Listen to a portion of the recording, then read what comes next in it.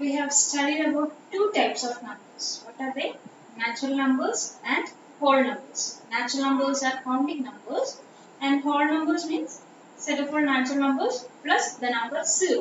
0 യും natural number കൂടെ കൂടുന്നതിനെയാണ് നമ്മൾ whole number എന്ന് പറയുന്നത്. So ഇത്ര numbers മതിയോ? ഇത്ര numbers മാത്രം കൊണ്ട് നമുക്ക് ബാക്കി എല്ലാ കാര്യങ്ങളും നടക്കുമെങ്കിൽ ഇത്രയും two types of numbers ഉള്ളൂ എന്ന് പറയാം. പക്ഷെ ഇത്രയും മാത്രം പോരാ. ചില കേസുകളിൽ നമുക്ക് ഇതിലും കൂടുതൽ നമ്പേഴ്സ് ആവശ്യമായിട്ട് വരും. അല്ലെങ്കിൽ ഈ പറഞ്ഞ നമ്പറുകളൊന്നും അല്ലാത്ത നമ്പറുകൾ നമ്മൾ ഉപയോഗിക്കുന്നു. ഫോർ എക്സാമ്പിൾ, ഞാനിപ്പോൾ ഒരു കടയിൽ പോവാണ്, എൻ്റെ കയ്യിൽ 100 രൂപയാണ്. ഞാൻ കുറച്ച് സാധനങ്ങൾ മേടിച്ചു, സാധനങ്ങൾക്കെല്ലാം കൂടെ 120 രൂപയായി എന്ന് കരുതാം. കടക്കാരൻ എന്നോട് പറയാണ്, ഇപ്പൊ 100 തന്നു, എന്നിട്ട് നാളെ വരുമ്പോൾ ബാക്കി തന്നാൽ മതി എന്ന് പറയാം. സോ വാട്ട് ഡസ് ദാറ്റ് മീൻ? എൻ്റെ കയ്യിൽ 100 rupees ആയിരുന്നു ഉണ്ടായിരുന്നത്. ഞാൻ എത്ര രൂപ സ്പെൻഡ് ചെയ്തു? ശരിക്കും 120 രൂപയ്ക്ക് ഞാൻ സാധനങ്ങൾ മേടിച്ചു. ദാറ്റ് മീൻസ് എനിക്കിപ്പോ കടം എത്രയുണ്ട്? 20 rupees. So there comes negative numbers. ഇത് ശരിക്കും -20 rupees എന്ന് പറഞ്ഞ് എന്റെ കയ്യിൽ എടുക്കുകയല്ല ചെയ്യുന്നത്. പക്ഷെ പിറ്റേ ദിവസം ഞാൻ എന്ത് ചെയ്യണം? ആ ആൾക്ക് 20 രൂപ കൊടുത്തേ മതിയാകും. 20 രൂപ കൊടുത്തു കഴിഞ്ഞാലും എന്റെ കയ്യിൽ ബാക്കി എത്രയാണുള്ളൂ? 0 rupees. That means there is a debt or -20. ആ ലോസ് കാണിക്കാനായിട്ടാണ്. പ്രോഫിറ്റ് ആൻഡ് ലോസ് വരുമ്പോഴും സെയിം സാധനം തന്നെയാണ് വരുന്നത്. അല്ലെങ്കിൽ നിങ്ങളൊരു ടെമ്പറേച്ചർ നോക്കുവാണ്, 0 ഡിഗ്രി വരുമ്പോഴാണ് ഫ്രീസ് ചെയ്യുന്നത്. അപ്പൊ അതിലും താഴെ ഡിഗ്രികളില്ലേ ഐസ് ആവുന്നതൊക്കെ? ഫ്രീസ് ആയി കഴിഞ്ഞ് പിന്നെ താഴോട്ട് പോകില്ല, അതിലും താഴെ തണുപ്പുള്ള രാജ്യങ്ങളും ഒക്കെ ഉണ്ട്. So there we need negative numbers. So നമ്മളിപ്പോ പഠിച്ചത് 0 തൊട്ടുള്ള നമ്പേഴ്സ് ആണ്. ആ 0യുടെയും ലെഫ്റ്റിൽ നമ്പേഴ്സ് ഉണ്ട്. That we denote by negative numbers or negative sign. So here it is -1, -2, -3 and so on.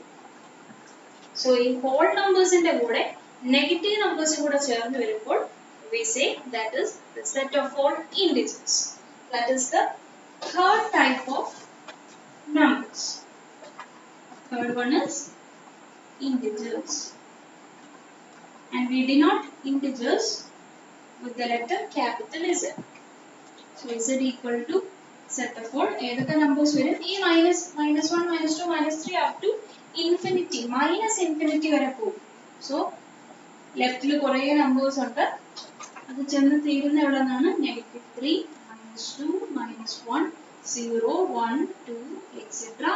up to എവിടെ വരെയാണ്? up to infinity. This is the set of all integers. So three types: natural numbers, whole numbers and integers. ഇനി ഇത്രയും numbers മതിയോ? Positive numbers നമ്മൾ പറഞ്ഞു, 0 പറഞ്ഞു. ഒന്നും ഇല്ലാത്തപ്പോഴാണ് നമ്മൾ 0 ഉപയോഗിക്കുന്നത്. ഈ കടമാണെങ്കിൽ നമ്മൾ നെഗറ്റീവ് നമ്പേഴ്സ് യൂസ് ചെയ്യും. ഇത്രയും കൊണ്ട് തീർന്നു. ഇനി ഏതെങ്കിലും ടൈപ്പ് നമ്പേഴ്സ് ഉണ്ടോ? Yes, there is. Now there comes rational numbers.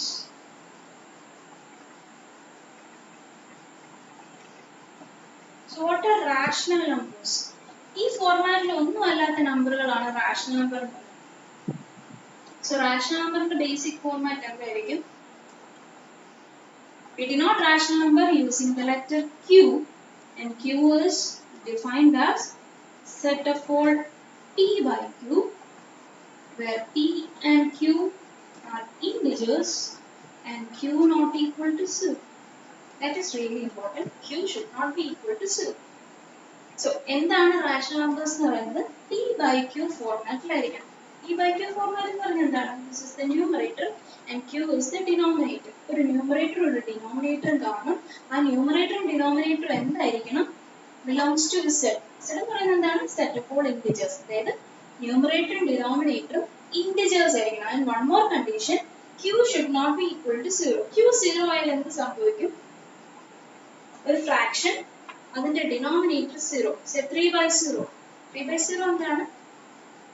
Any number divided by 0 is an indeterminate form.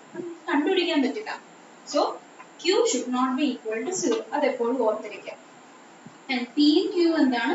Integers ആയിരിക്കണം. And we always say P by Q എന്ന് പറയുന്നത് അതിന്റെ simplest form വേണം എഴുതാനായിട്ട്. അന്നേരമാണ് നമ്മൾ കറക്റ്റ് റാഷണൽ നമ്പർ ആണെന്ന് പറയുന്നത്.